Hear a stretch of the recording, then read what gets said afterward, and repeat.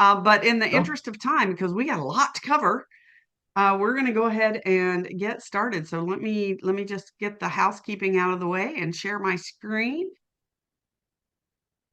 So if you're here to see head to head with Todd Warshauer, the top 5 things you need to know when working with the active adult buyer, then you're in the right spot. You found us. We can all say, yay. Hmm. If you're like me, I came home from the International Builder Show with COVID. So Oh, I'm feeling no, good just nobody to wanted be to be like upright. you. Nobody wanted to be like you coming back from the Builder Show with COVID. I didn't have any symptoms when I was at the show, I swear. So I was not walking around like COVID Mary or anything. I had no symptoms. I didn't have any symptoms till Sunday. But yeah, so that's always fun.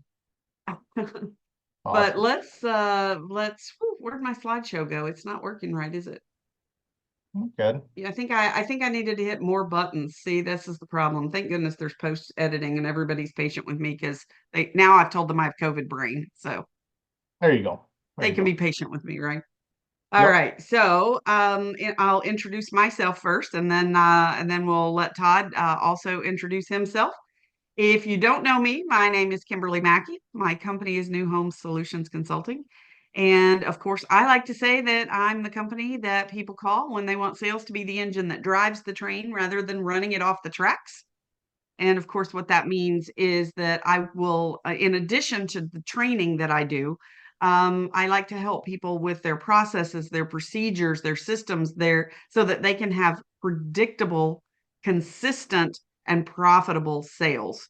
Because sales, just selling and having a burst of sales in this climate, as we've all learned over the past few years, not always a good thing. So we need to make sure that they are consistent, profitable, and predictable. And I do actually, late breaking news, have an opening in Q2. I had reserved a spot for a builder in Q2 who has not finished hiring. So he wants 2 more salespeople, which is a fantastic problem to have, except we're having trouble finding them. So I'm not going to be onboarding them in Q2. So I do have an opening in Q2. So if you have a need, give me a shout. I would be happy and delighted to help you with that. And my digits and all my contact information are on the screen. So, and now without further ado, my longtime friend, how we go back to what, 2010 maybe? Yeah, just probably right around there. Yeah, give or take a year or two. I mean, who's counting these days? But Exactly, somewhere in that vicinity. So when I was the outsourced sales manager for many of the William Ryan homes and the sales training and consultant for the other divisions, I worked with them all across the country. I got the opportunity to meet Todd and instantly found a kindred spirit and a friend. So definitely a friend for life. But Todd, take it away and tell us more about yourself and your history. sure. Well, first of all, thank you for having me, and thank you everybody for joining. Todd Warshauer of Active Adult Consultants. Started the company just a few months ago after an amazing 10-year run at 55places.com, which was a online sales directory of active adult communities around the country. But my career started back in 2001, straight out of college with Pulte Homes and Del Webb. So I was one of the college recruits back in the early home building days of the early 2000s, and had a great stint with Pulte and Del Webb, and then moved to Charlotte, North Carolina. I see a couple of North Carolina folks on here, especially one of Yeah. my old amazing colleagues, Curtis McCurry, and spent some time there with NVR, Ryan Homes, as well as small builder called Timberstone, which was acquired by Ryland. There's a name from the past as well. Uh, and That is then a uh, name from the past. and then moved back to the Midwest. I'm originally a Scotty, so Wisconsin roots, but based here in Chicago, and joined William Ryan Homes for a couple of years before I joined 55 Places. But last 10 years has been anything and everything active adult, and so excited to talk to you about active adult today. And you're coming to us from your Airstream today. Yeah, I am coming to you from my Airstream. I do not own an Airstream. That is a wife requirement. That's not allowed, a big X there. But so this is my vision board that I see every day. Like I said, my wife does not share that vision. So this is what I get every day. So hopefully you enjoy my background. I would love an Airstream. So I grew up camping and glamping now is what I call it Yep. whenever I go with my dad because he's got the big Class C, the or the whatever the big one, whatever that is, with all the slide outs that looks like a bus. That thing. Yep. A or C. Hmm. Yep. So yeah, and I always say it's like camping at the Ritz-Carlton, and I demand that I have a mint put on my pillow every evening. Well, there you You know, go. when he folds down the dining room table for me to sleep. Very similar. There you go. It's right behind me. Wow.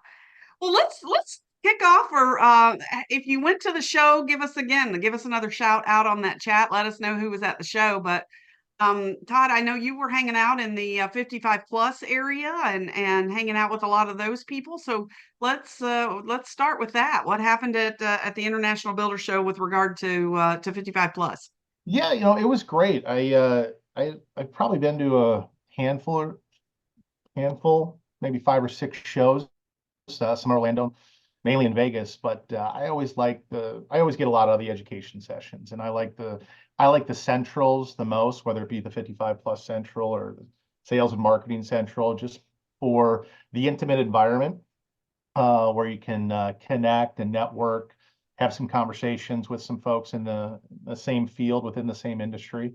But also the presentations are pretty good. And, there was, whether it be Ben over at Private Communities showing us his um, detailed survey, or whether it be folks from, I saw someone here from Gettysburg, Sarah over at Amblebrook, which is an Activille community in Gettysburg, Pennsylvania, did an amazing job with a couple folks on a survey as well as a case study in how they started their community and then really grew it. And I really like the hands-on knowledge that you can get. I mean, obviously there's anecdotal information, but the tangible information that you can get on case studies of what's worked and what hasn't. And I think you find that a lot in the centrals, especially. And then the presentations were amazing, yourself included, that Oh, we thank got you. to see. Yeah. And so always a lot of great takeaways. But for me, I posted about this on LinkedIn last week, but there was a lot of great takeaways. And I really enjoyed, there was one that Chris Hartley did. And, he said the life you wish you had is in the things that you don't do, or the work that you refuse to do, which was great. Ryan Taft over at Shore said something, what is, rank your sales teams for your sales teams, ask them why you should buy now and rank their answers. That was just a really interesting fact. And then obviously there was some great information on CRMs. I've worked with probably 10 different CRMs in my life, and I love hearing about new ideas and new changes. And it always comes back to the best CRM is the one you use. So Absolutely. whatever it may be, and the data that you can I put will in. add one caveat to that though. If it's still the shoebox, no, I'm sorry. That ship has sailed. Get out of the shoebox paper file and get digital. Yeah, the sticky note Rolodex is not a good one, Yeah. but it's the CRM use that is really from a sales and marketing, tandem, yin and a yang, that they can work together to really not only help the company, but help more customers find more homes. And meeting them where they're at in their process is mission critical. So I always enjoy hearing about some new CRM tactics. Yeah, I had the privilege of speaking with Anya Chrysanthemum from Anugo and Keith McKinney from New Home Star, and that was one of our topics. Was you bought the tech, now how do you get your team to use it?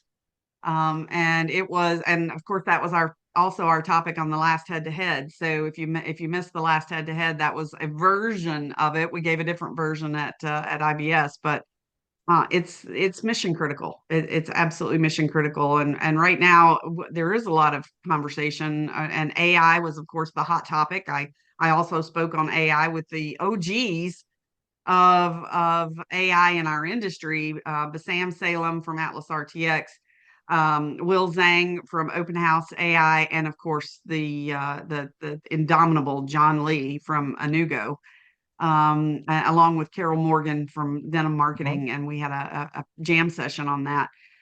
But the takeaway from that is while AI is not going to rock your world right this second and totally change everything about your business, you better be preparing for it with your people, processes, and procedures. Oh yeah. Like if you don't have those knowledge points and you're not tracking your data and measuring your data, which of course a good CRM does, then you're not going to be prepared because an AI is something that has to be trained. Yep. And if we haven't even trained ourselves, then we certainly can't train an AI. So it's again, it's about those people, the processes and the procedures and that accountability that goes along with that. And I think that was a big theme of the show was that accountability. Oh, 100%. I mean, and countless presentations talked about accountability. And, to finish up what you said about the CRM, that's the easiest way to hold team members accountable. And, the hardest thing for a sales leader to do, and I'll speak from the sales side, have general real estate as well, from a lot of CRMs on general real estate, but also new construction. Hardest thing for a sales leader to do is hold a team accountable for a system that they don't use themselves. And 100%. so if your sales team or your on-site team or your online sales team are not using a CRM, you have to look at your own CRM usage because it's very easy to hold someone accountable to something you do, and making sure that they are, keeping up to the company standards, your standards, is, it sounds easy, but for whatever reason, it continues to be very difficult in our world. And so I think there's obviously a lot of benefits to what, inputting the data and being consistent with a CRM, because there's a great presenter that's out there on the general real estate side. His name's Jared James, but consistency is undefeated. This is one of his big messages Yep. that is over and over. And, when you talk about CRM usage or follow up, anything to do with connecting and communicating with our customers, consistency is undefeated. So, Well, and I'm able to manage teams from across the country if I have that data. I can predict those sales again if I have the data. yep, So I always say it didn't happen if it didn't happen in the CRM. yeah, And sales leaders, if you're listen, I mean, I'm getting out my megaphone right now. Sales happen in the field. I just had this conversation with a good, strong sales leader that I trained, so I know she knows. But I was like, get out and stay out. So sales don't happen in your office. You need to be out there and you need to be going through, like walk beside your sales team, do this stuff with them in their planned encounters and go through their CRM data. I assure you, if you're going through their data week after week, guess what? They're going to use it. This whole mhm. thing, well, I can't get my team to use it, is not a reflection on your team. It's a reflection on you. Yeah, and I'll say this too. I mean, one of the biggest takeaways from the Builder Show for me, and it was used in countless presentations, was the survey and data that WIC Marketing provided that talked about trust among builders and how I think it was 77% of buyers prioritize trust, but only 21 or 22%. 21%. Yeah, Yeah. highly trust builders. And I think that was sourced in probably 3 or 4 different presentations. And I actually saw Barbara talk about it in one of her presentations, Barbara Ray, that is, of with marketing. And trust, communication, and trust go hand in hand. And so, especially with the active adult buyer, you know, do what you say you're going to do. And if that's follow up or what's next, don't miss that. Don't miss an easy opportunity, to follow up and do what you say, hold yourself accountable. And so trust and communication go in hand. I know we'll talk a little bit about communication as it relates to active adult buyers today, but I just wanted It's to true for every finish buyer, that. but that buyer particularly. Well, Yep. let's get into our topic a bit more here. And I think probably one of the number one challenges that we have is an outdated definition of who the active adult buyer is. Hmm. Yeah, no, 100%. A lot of people think that the active adult buyer is, just retired. And I don't like to use that word as much because it just means that it's the end of something, not the beginning of what's next. And so, you know, I work with a great colleague, her name's Deborah Blake. She talks a lot about like the new stages of ageism and what that means and like busting the myths of that. And that today's active adult buyer, is anticipating what's next. Their excitement for that next life stage is so, exhilarating for them. And whether you're a real estate agent or someone in a sales model, to be excited and curious to find out, where they're coming from and what their vision of what they want to do next, whatever that may be, and then how your community and your surrounding area can impact that, is amazing. And so that's the true where active adult buyers and the active adult market is today is, there's so much choice that's out there for them to do. They have so much buying power. And while it's still a discretionary purchase, there's still urgency with the active adult buyer. The fact that it doesn't exist is kind of a myth. And there's a lot of anticipation for what's next. That's exciting. They have self-urgency that you can help guide them to do. So I think COVID probably lit that fire even more. oh So yeah. it's like, hey, I'm not going to get stuck, because people did feel very stuck. I don't care what generation you are, you felt very stuck during COVID. And so now, people have come out of that with a vengeance that no, I'm going to live my life because you never know what's around the corner. I think Sure. it was both a very unhealthy wake up call and a healthy wake up call at the same time, that we all took stock of what was important in our lives. Hmm. But, I hate to say it, but I'm, by our traditional definition, I'm active adult. Like, Hey, wow. congratulations. Like that hurts, man. That really hurts. But I'm a Gen X. I'm not a boomer. I'm a Gen X. Hmm. And so when you think about who is the active adult now, like, I'm struggling with the concept of me of defining myself as an adult, much less an no, adulting is hard. I don't want to do that, right? But like we have to really consider that, this is a different generation. These are people who are looking for lifestyle, but it isn't necessarily just to play golf or lounge around the pool. No, no, it's an overall tenement of how they're going to live. And they're looking to have that question answered in their search process about what they're looking to do and where and how they're going to live in that community and then around that community. We've talked a lot about, in the active adult arena spectrum about wellness. Health is the most important thing, and we'll talk a little bit about time today, but no one knows how much time they have left, and so very easy to focus on time as well in an active adult decision process.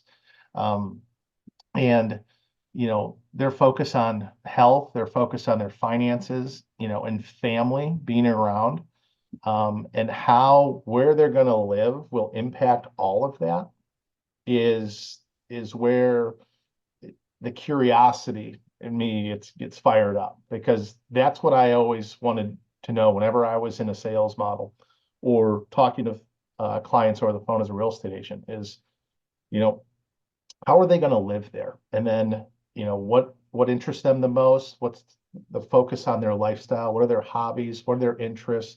How much do they travel? Where do they like to shop? All of that went into understanding, how I could help them. And, with an active adult buyer, one of the biggest tips you can have is being an amazing active listener. Yes. It's an active listening is as much about what's being said as what's not being said. Like, what are they not saying, or what are you trying to get out of them, um, to better help them? And I think that one of the things that has helped me along my career and what I've taught a lot of agents, in my time at my last 10 years at 55 places, is especially with real estate agents. There's a different breed that can work with the active adult buyer. It's not for everybody. It's not for the faint of heart. It's not for the folks that always want a 30-day close, right? You have to be willing to help as many people, and you have to be okay with being told no a lot. And there's a difference between it being like a transformational agent or a sales professional and a transactional one. And I coach my kids, and I'll go on a soapbox here for 30 seconds. I coach my daughter's basketball team. And at fourth grade, you're not focusing on the wins and the losses, i.e., the transactions of a basketball game. You're focusing on how you can transform and influence them to have fun and sign up again next year. And and making sure that, you're influencing them for the greater good. And I think that that helps keep me grounded when I think about my business and an active adult, is they're looking to transform their life into the next stage and what that can mean for them, their family, their finances, their health, and being able to ask like the right questions to get them to that. Because the active adult buyer, as much as um, you know, you want to be in control of the process, you want to lead the process as a sales professional, you know what's best for them. You know, it's okay to, they still want to feel like that they're leading the process, but you have to They do. maintain control, right? You maintain control and have them feel like they're leading the process by asking great questions. Because then they're just answering. They're the ones talking the most. And that's the beauty of And they working with like to talk a and they love to talk about themselves, as do most people, right? Sure. So, yeah, Well, and they have the most experiences. They have the laundry list of amazing experiences. There's no shortage of experiences in an active adult. There's no shortage of being able to listen, and you many know? of them will tell you all about it. Yeah, exactly. Exactly. Yeah. And there is an art. I worked with a lady when I was a sales leader actually at Ryland. Oh, Who we had an active adult community called Wellington, and this lady had this beautiful gift of being able to guide people with her hand. It was almost like an orchestra. She was moving them through the process literally, and by moving them while talking and doing her discovery with them to engage and elicit a response and thought processes. Because a lot of times this buyer starts their search so early. I think that's where we lose most of our on-site and our general real estate friends in this transaction, because they don't understand. They're looking for it to be this immediate thing, and then you see a buyer who says, oh well, I'm 3 years out. mhm. Well, we need to talk about that time frame, because this buyer does have discretionary income, but they Yeah, don't necessarily know where they want to spend it when they're telling you they're 3 years out. sure. Yeah, and a lot of times if they're 3 years out, if they're in your model, they're in your office, they're online communicating with you, they just didn't start their process today. No. For an active Oh, no. adult buyer, I mean, I'm going on 46, still a young Gen X, but in the Gen X area. But 15 years from now, I'd love to figure out how to retire, or maybe not do it, or maybe, figure out what's next. But that process of the next 15, 20 years is starting like now. And then as you get closer to that time, you start thinking about it more. And then when it's like, here it is, you know, now what? And so, whether it's 3 years, they're looking in 2 years, 1 year, 6 months, they've been doing it for a while. They've been searching for a while. They've been thinking about it for a while. And as a agent or someone in new home sales, you have to understand that that's where they're at. They've already done a lot of research. It's your job to Yes. figure out how you can help move them to the next stage that they want to go to. What's their vision of what's next? And see if you can help them do that. And that's the fun part about active adults in time, is they may not think that they have a lot of time, or you may think that they're never going to buy, or they're tire kickers, all these old myths, right? But, like we were talking in the practice session, before this, just making sure that every sound and video worked, which it didn't. I'm glad we did that.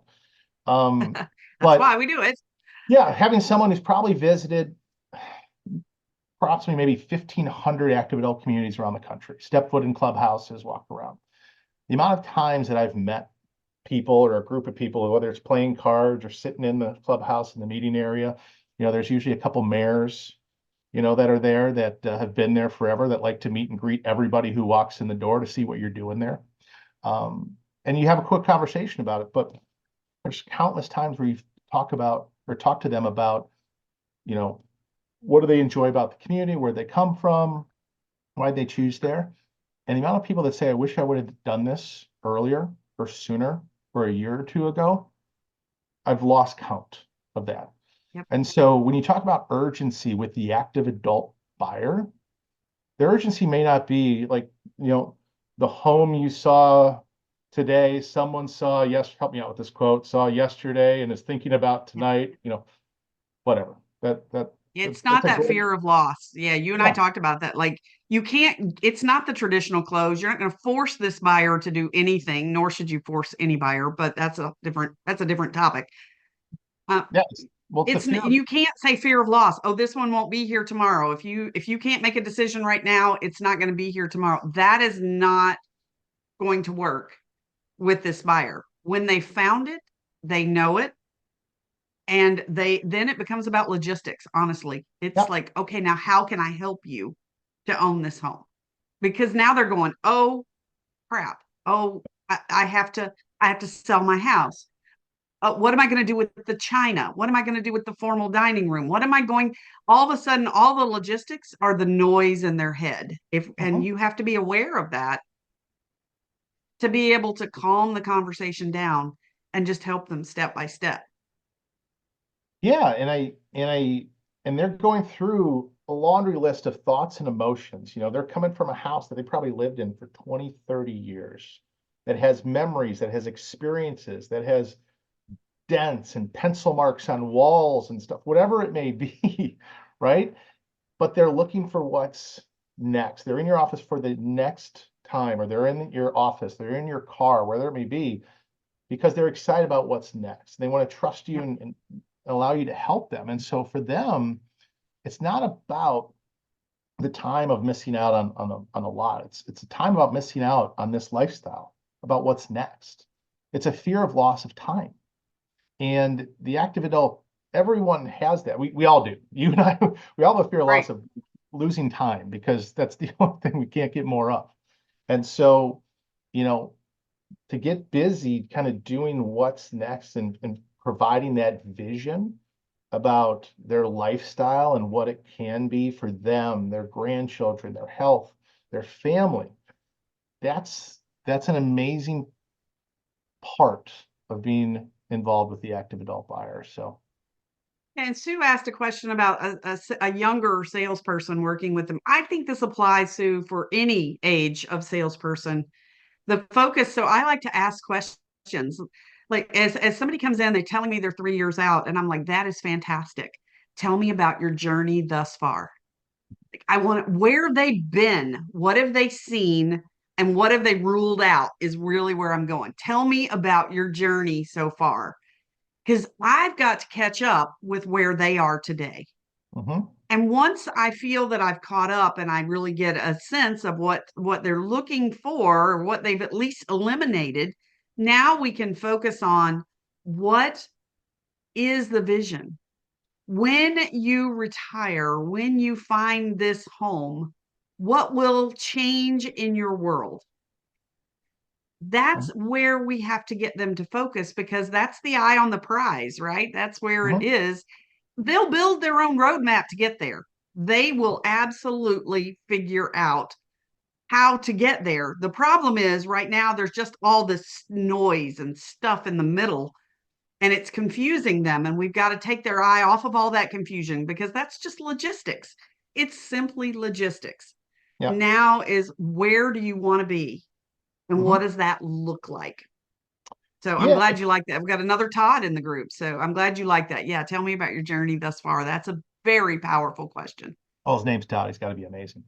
Um, but the last thing I'll say on the younger salespeople, when I was in 2001, when I was 23 coming out of college selling active adult, the average age of the Dell Web sales team was probably 25 at the time. And there was 20 of us, and we were selling, Pulte was trying traditional communities. They were moving into active adult and different consumer groups at the time. But then there was when Pulte and Dell Web were merging. I think when you're a young salesperson selling active adult, you know, being authentic and understanding that this person has so many more experiences than you could ever imagine to have at a young age, that really allows the curiosity engine in you to go off with some questions. And I think there are active adults out there that enjoy talking to their children. believe it or not. My mom loves talking to me. And I say this in the context because there's a lot of active adult salespeople that try to do competing experiences. Or an active adult is explaining about their experiences, and then another one will say, yeah, I've had the same experiences. Now, sometimes that can be great, but sometimes that's a hindrance in the process because the active adult buyer wants to talk, wants to be heard, wants to be listened to. And I think as a younger salesperson, if you focus on being authentic and just who you are, which is someone who's new to the process, understand it, but has a lot of great value to add, can kind of help them along in their journey, in that model that day, or in the community, or touring, whatever it may be.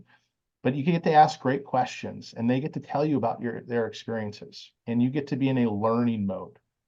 And so, as part of a younger salesperson, you can have a planned presentation about that, of being, confident in how you can help them, but also curious enough to ask great questions. And I think that's where a young salesperson can really thrive in this business.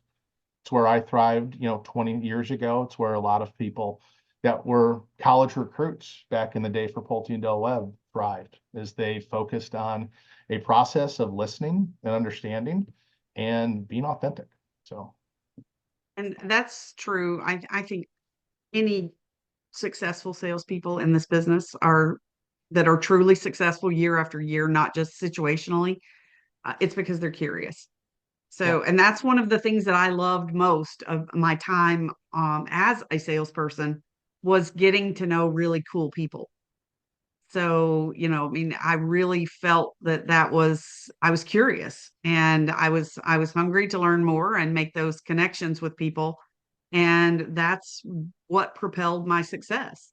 Mhm. It also helped me when I got into management and leadership, because I was always curious. I always wanted to learn more.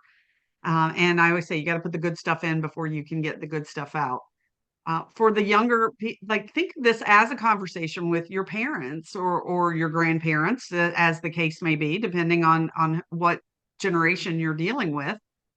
And but don't Gen Z splain it, as I like to say. So that whole Gen Z mansplaining, yeah, we all know, right? But Gen Z splaining is a real thing. So recently I met with a tech representative, and he came up to me and he's like, well, you probably don't know, but blah, blah, blah, blah. I was like, really?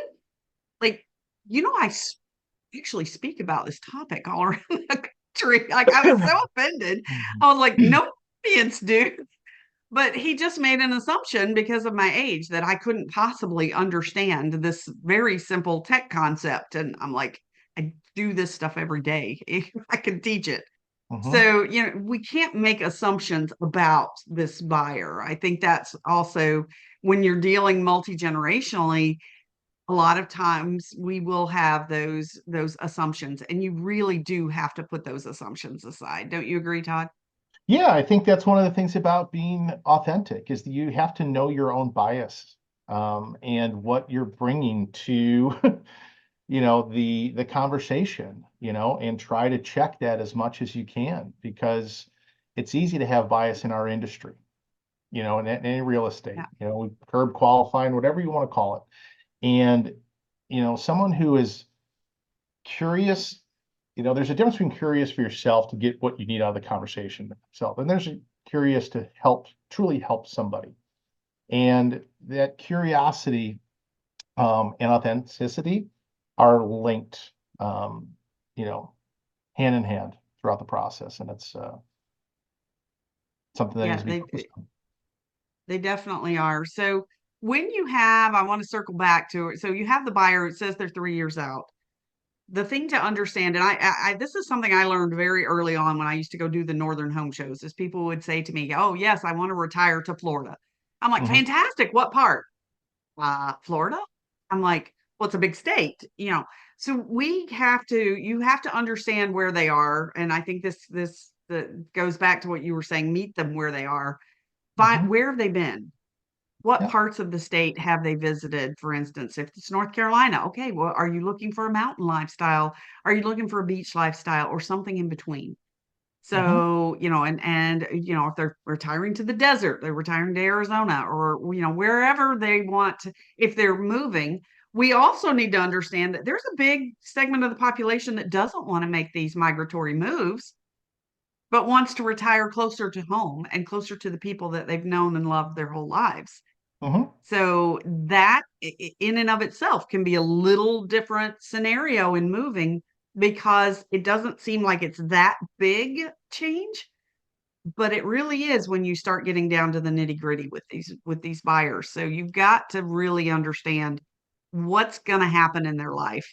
How is their life going to be better? Hmm. Yeah, and I think, there's countless sale people that have mentioned this, but there was a division president I was talking to last month, and he had a great saying, and Rob Crone over at Epcon has mentioned this, something similar as well. But you know, when you go to a community, you purchase a lifestyle, and on the way out of the community, you pick up a house. It's so And true. and that is so important. There's, I can't tell you, like, in early in my career, how much I focus on like features and benefits and all that stuff, which is just like only focused on that. And there's countless, you know trainings on why you shouldn't do that. So I'm not going to go into that. But you know the the mindset of selling lifestyle, and every community has a different lifestyle, whether it be, the villages, or, a 2 or 3 thousand Dell Web community, or a 100 unit, home Epcon community, whatever it may be, and everything in between and above. There's a lifestyle component that's there inside the community and outside the community. And understanding how someone is going to experience that, is the first mistake that a lot of new home sale or opportunity, really, that a lot of new home salespeople, a lot of real estate agents can focus on, is because they focus on just the home, or like, I'm looking for X. Well, how are they going to experience X outside the walls? What are they going to Yep. do there? Because that's truly where the vision of happens, and where that person gets excited to then purchase that. They're purchasing that lifestyle. They're purchasing that experience, whether it be in Naples or Tampa, or Red Bank, New Jersey, Charlotte, wherever it may be. They're purchasing that experience of that next move. And when you focus on that's what they're buying into, or that's their vision, you can help them along with that vision. And then the house part is the easy part. That's so important. I want to reemphasize what he just said. So, general realtors, I know we have some on here. I see some names. It's not about the house. So get out of the MLS. So it's not just the MLS, right? You've got to understand these communities and don't just take them to the house. You've got to go to the clubhouse. You've got to find out what that community has to offer and start sharing that information with them. Get them excited about that community if it, in fact, meets their needs. So, what are the things that they are envisioned? If you've got people who could care less about going and hanging out by the pool, then don't go show them the pool. Let them know there is one just in case they have friends over or the grandkids or whoever wants to come and hang out by the pool. It's there, but find out those things that are important to them. There's a travel club, they want to travel, then focus on that. Mhm. So they're looking a lot of times it's the lock and leave experience and being able to, it's that lower maintenance. But that can be daunting when you're used to living on 80 acres or 150 acres. And all of a sudden now you're moving to something where there's may not even be an option to do a garden in your yard. You might have to do a community garden or, like all of a sudden, all of these things that seem fantastic can be a little daunting. So experience that lifestyle with them and stop focusing on the home, because once they find the community where they feel at home, pick out a house that works for them. Well, 150 acres. Were you envisioning your horse farms in the future I would out no, there? I don't. Yeah, no. But I actually have this scenario in Ohio with one of my builders. We have somebody who's moving from 150 acres. Her husband passed away, and and she has a vision of what her life is going to be like, but the logistics are keeping her from making the move. So Hmm. you almost have to become a logistics expert. So, okay, so we're going to do an estate sale. We're going to have I've got I've got the handyman who's going to come help you fix up the place, or or the I've got the referral to the real estate agent who understands estate sales and what you really need to do with the property versus leaving it as is. So some people don't want to go in and totally remodel or gut a home that somebody's lived in for 30 or 40 years. They Mhm. might raise it and start over, right? So, Yeah. understanding where that value is, sometimes it's worth it, sometimes it's not. Sometimes it is better just to start over, particularly if there are major structural issues or anything like that. But it truly it comes down to becoming a logistics expert and thinking, here's a person for that. Yeah, and I think where, when you talk about logistics, there was one of our top partner agents when I was at 55 Places was in Las Vegas. Sold about 50, 60 transactions with just our referrals each year. Yeah. And the best way, I always said, Ray, his name was Ray, what makes you great? He's like, because at the heart of it, I'm a travel agent. Because he needed to, because everything that we did, especially, and this is for all the online sales folks, is that, you are logistics, you're trying to put together them to get there. He's like, my first priority was to get them to Las Vegas. I needed to make it easy for them to get here. Now you would think, is it really hard to show up in Las Vegas? There's a lot. Well, when you're focused on Las Vegas and not, the strip and the surrounding areas and everything that can offer, that was his main focus. And he just said it, I just became a great travel agent by understanding hotels and how to get here. And I would send them discounts on flights. And this is all just like, all he did is like, I subscribed. I got all those alerts and I would share them with clients in those areas. And, he became, to your point, a logistics expert in terms of traveling to get them to the location because, the active adult buyer, there's fair share, obviously, of local buyers. But a lot of them are coming from a different state. Yeah, for sure.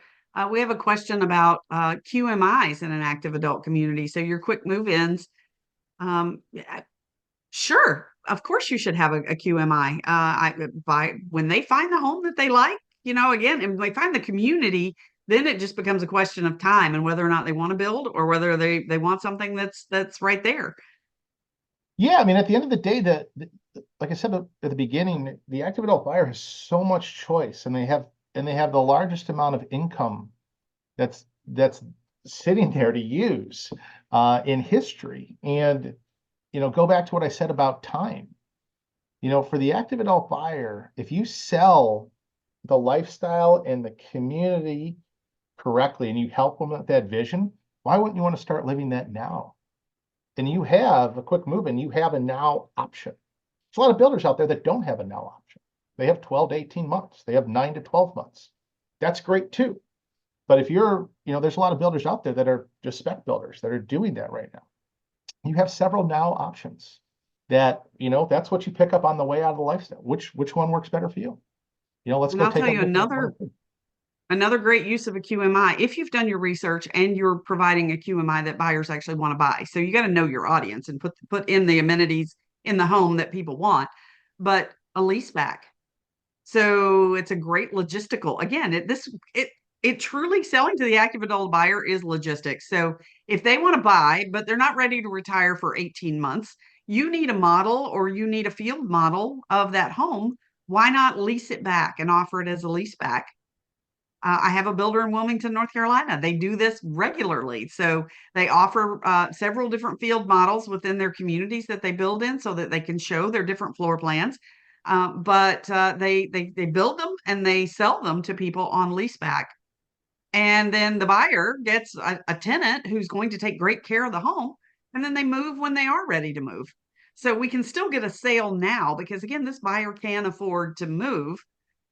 They just may not, maybe it is really 18 months until they actually, do we still give away watches at retirement? I don't think we do anymore. I think you get a box and you get kicked out the door with a cake, right? But Wow. No, I'm not there yet. Not quite there. But right. So, I mean that definitely comes in handy. But understanding again what the financial, we always have to start with budget. Yeah. with these buyers and understand their budget. And, once you understand their lifestyle and how well does that budget and the lifestyle, how much does that meet? Don't just start building homes for people and throwing in everything, including the kitchen sink, and then go, okay, now take stuff out.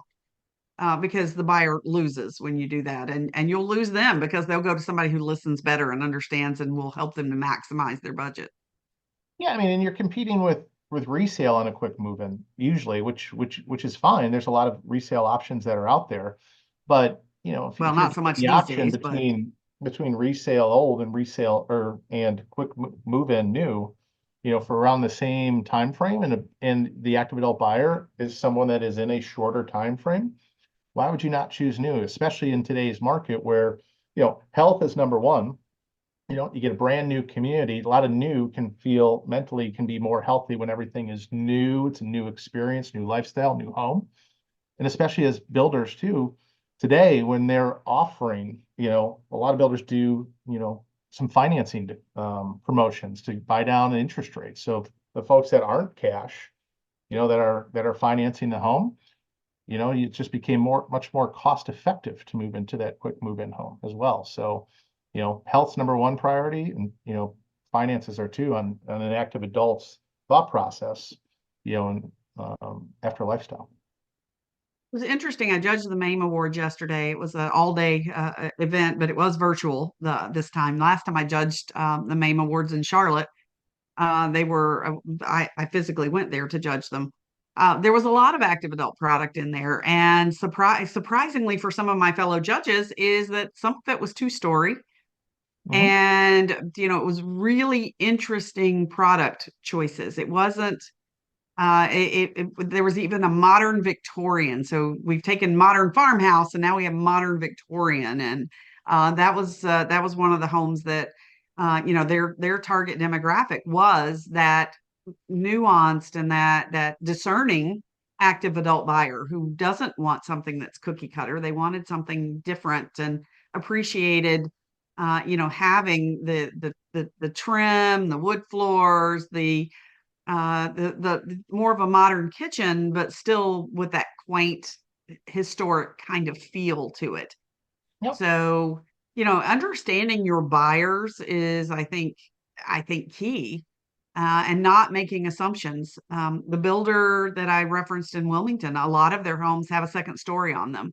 Now, the primary bedroom is on the main floor, Yep. but having that second story is something, if they're, whether it's a bonus room or just a guest suite and bath, again, understanding that buyer and how they're going to live and who's going to be visiting them and helping them to think through it. So, Hmm. one of the questions that I ask buyers of any generation is who is going to be living in this home now, but how could that change in the next 5 years? And when you're dealing with the Gen Xers that are now becoming of this age, right, and looking at this, they could still become that sandwich generation. They may have rebound kids or kids that the failure to launch pads at the same time that they also have multi-gen because they may have to take care of aging parents or family moving in with them. And sometimes those are tougher conversations to have with that buyer to let them think about how they're going to live within that home over time, Hmm. Yep. um, as well as their own dealing with perhaps some needs down the road, which may be, as you're dealing with the younger active adults, maybe a tougher conversation, right, Todd?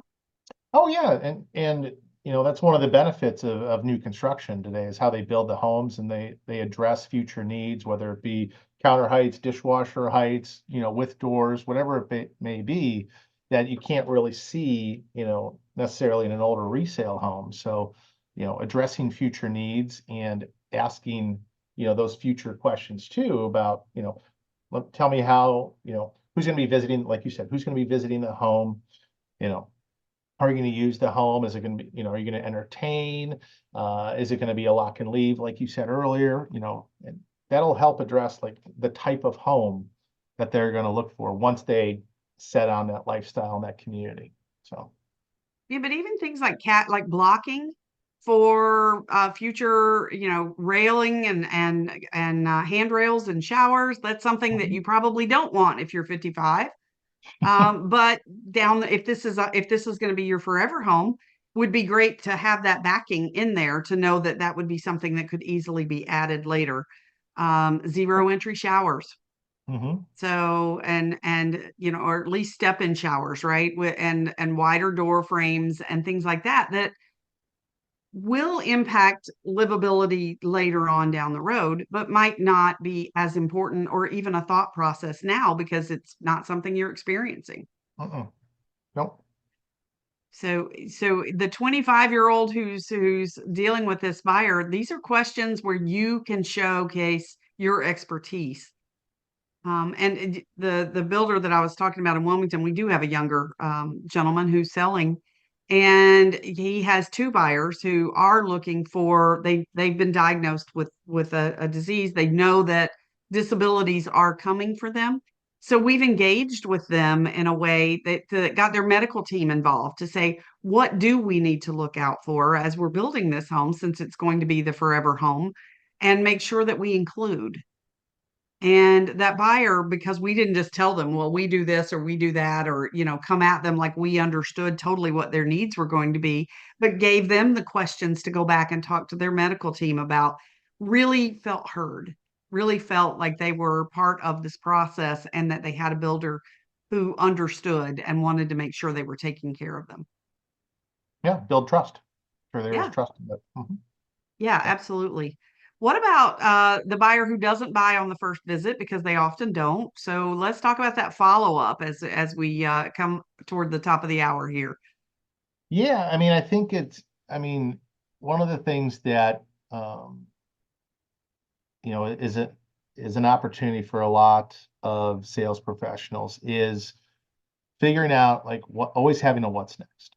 And so many people leave and you don't know why they left or how they want to be followed up with or when they want to be followed up with, how are you going to hold yourself accountable? And a lot of that is, a lot of people aren't going to buy on the first opportunity. So once you know that, get rid of like everybody should buy the first time. Well, you should give everybody a great experience. And if they end up, being able to purchase, amazing. But for the majority of the folks that don't, the key is in the dollars and the sales and, are in the follow-up. And if you built a great relationship with them or started to build a great relationship with them on that first visit, follow-up is just a natural progression, and letting them know, I'll follow up with you next over the weekend. Would you like me to give you a call or would you like an email? No one's going to say, don't follow up with me. I mean, rarely will I ever do that. Email's fine, so great. And then let them know what you're going to be sending them, and find out something where I'll send you some photos of the homes that we looked at today or the amenities, or, I know there wasn't anybody playing pickleball, but there's a pickleball tournament on the active adult activities calendar. I'll send you a picture of, all the fun pickleball tournament that's going on or whatever it may be. Have a reason to follow up, let them know you're going to follow up, and then actually do it on time. And so then after you follow up, then what's next? What's the next follow up? And there's always a what's next. And there's a great tool that helps remind you of that. And then also let them know that you'll be, if you'd like to receive more information, our team always sends out information about events, open houses. Would you like to be part of that? And that's where you get the little marketing and sales tag team going on. And so and sometimes you're going to have to follow up for 6 months, 12 months, 2 years. 2 years, There's yeah, or more. Yeah. there's always going to be something there. And that was the thing that really made a lot of our partner agents early on at 55 Places successful, is because someone came on and they, you don't lead with ever what's your time frame. Every real estate agent wants 30 days, but they're looking to move.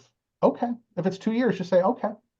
At the end of the day, your goal is to help them find, the right community, the right lifestyle, and eventually the right home at the right time. And your job is to make sure that do they want to start living that lifestyle earlier? Or is there truly like a condition or objection that they can't move or they need to button something up for a year and come down. We all need sales in a year from now. We all need sales now. We all need sales in a year from now.